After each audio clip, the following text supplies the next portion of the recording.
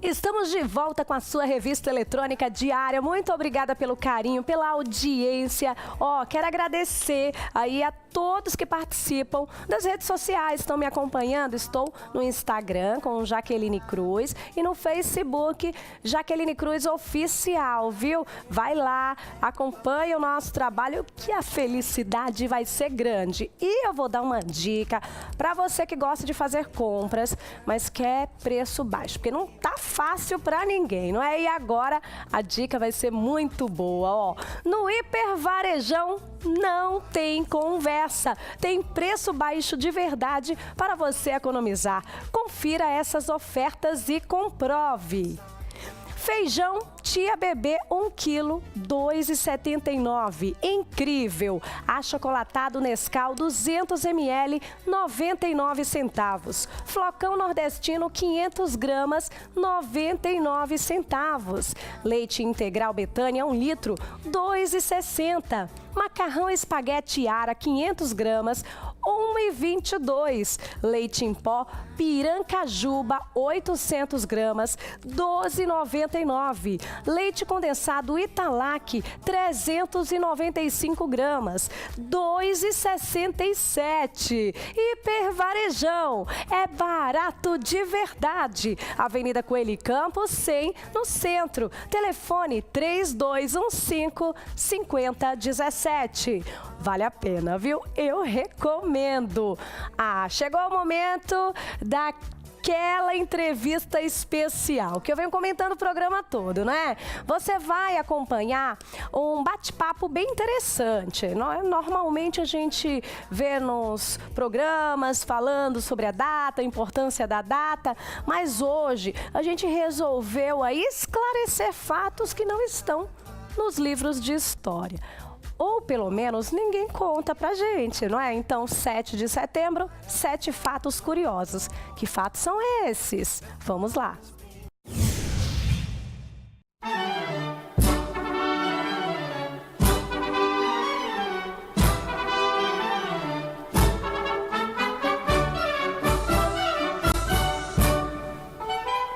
Hoje é 7 de setembro, um dia histórico para o Brasil e claro que nós, do Você em Dia, vamos entrar literalmente nos livros de história e para esclarecer as nossas dúvidas presentes aí nos livros de história, como também na internet, eu converso agora com o historiador Bruno Oliveira, que vai falar um pouquinho desse processo de independência. Separamos então 7 perguntas, 7 fatos verídicos ou não, e quem vai responder, quem vai afirmar ou não é ele. Primeira pergunta, historiador, é a seguinte: conta-se que a parada perto do riacho aconteceu porque Dom Pedro, ele resolveu um problema pessoal. Verdade ou mentira? Isso é verdadeiro, esse fato é verdadeiro. De fato, Dom Pedro ele voltava da casa de sua amante, a Marquesa de Santos, e ao longo da viagem ele precisou realizar algumas paradas por força de uma diarreia que o atingira. E aí o que é que nós vamos ter? Segundo relatos de Belchior, por inúmeras vezes ao longo desse trajeto, Dom Pedro precisou de fato parar o seu percurso para ir realizar suas necessidades fisiológicas. Isso é verdadeiro. Vamos então para a pergunta número 2. Não há evidências de que Dom Pedro tenha erguido a espada ou gritado a seguinte frase: independência ou morte. Isso também é verdade. Dom Pedro, em momento algum, ele desembanhou sua espada, ergueu a espada e gritou independência ou morte. Pelo contrário, em uma dessas paradas, por conta dessa forte diarreia que o afetava, ele recebeu um grupamento de soldados portugueses e esses soldados traziam algumas correspondências oriundas de Portugal. E aí o que é que vai acontecer? Quando Dom Pedro, que era o então príncipe regente do Brasil, ele abre aquelas correspondências, ele percebe que estavam exigindo o seu retorno, o seu regresso para Portugal.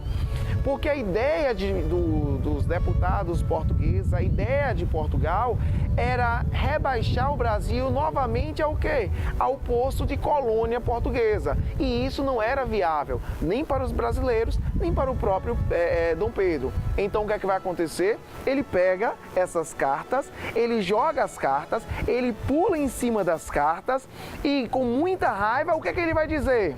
Ele vai dizer o seguinte: laços lançados, soldados, ou seja, o Brasil torna-se independente. Não teve grito, não tiveram aqueles soldados, nada daquilo. Tudo isso foi construído posteriormente ao ato em si da declaração de independência do Brasil por Pedro I, que viria a se tornar Pedro I. Vamos então para a terceira pergunta. O processo de independência do Brasil foi pacífico? Então, esse fato é inverídico. O processo de independência do Brasil não foi pacífico.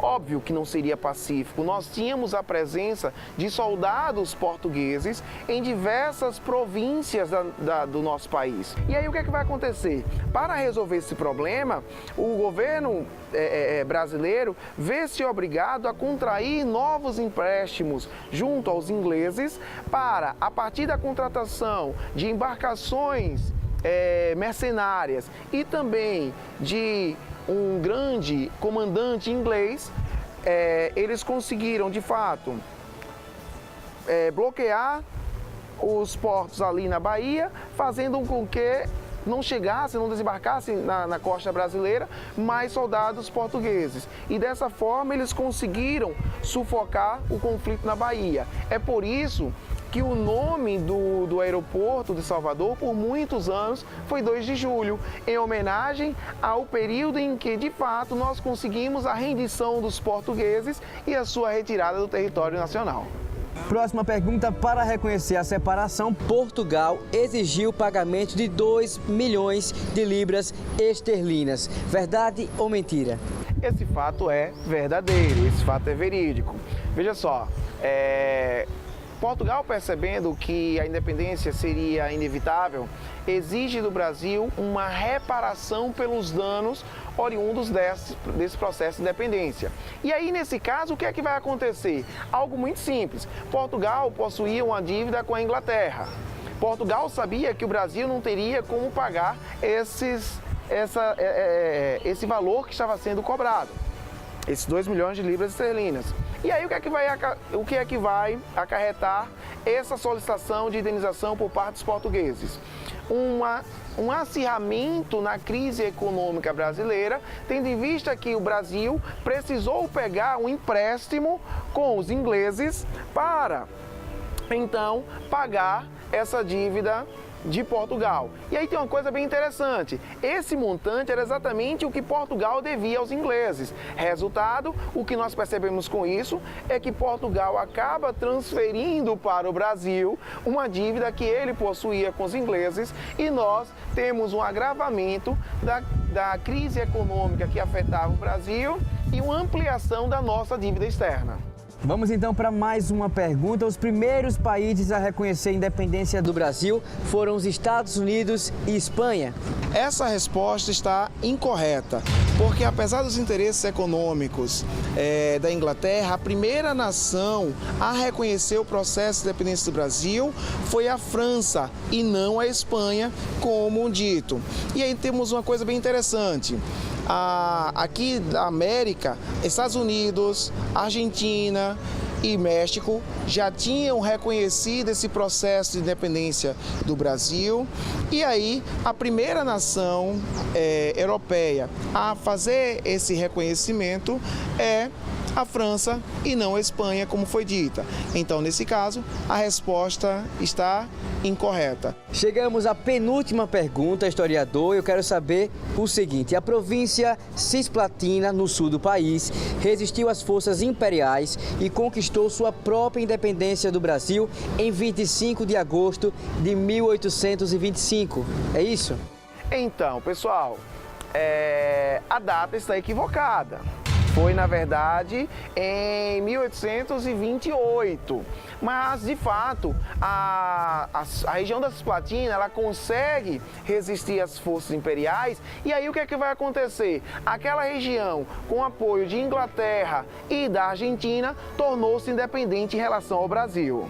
Chegamos então à última pergunta, então eu quero saber se é verdade ou mentira que a província da Bahia já travava uma guerra pela independência desde 1821, que só acabou aí em 2 de julho de 1823. A informação procede ou não?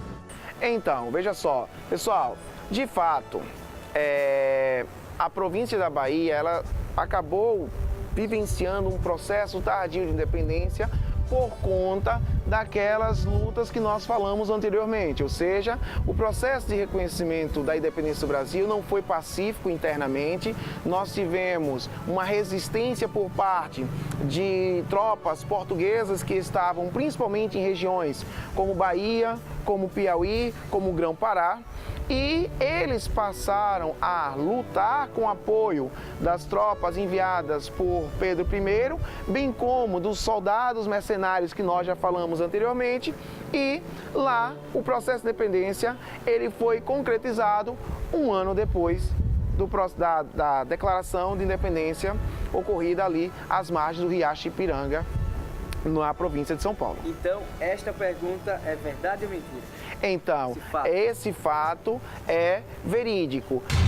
Nós precisamos realmente de mais um ano para concretizarmos na região da Bahia o processo de independência. Tá aí, eu quero agradecer aqui ao historiador, o Bruno Oliveira, né, por ter tirado aqui as nossas dúvidas, ter aceito esse convite aqui do Você em Dia. Muito obrigado. E ter também, né, ter dado aí essa aula de história para os nossos telespectadores. Muito obrigado. Eu que agradeço o convite e um abraço para toda a equipe do Você em Dia. Obrigado mais uma vez e claro que eu espero, né, ter tirado aí as dúvidas de muita gente. Até mais.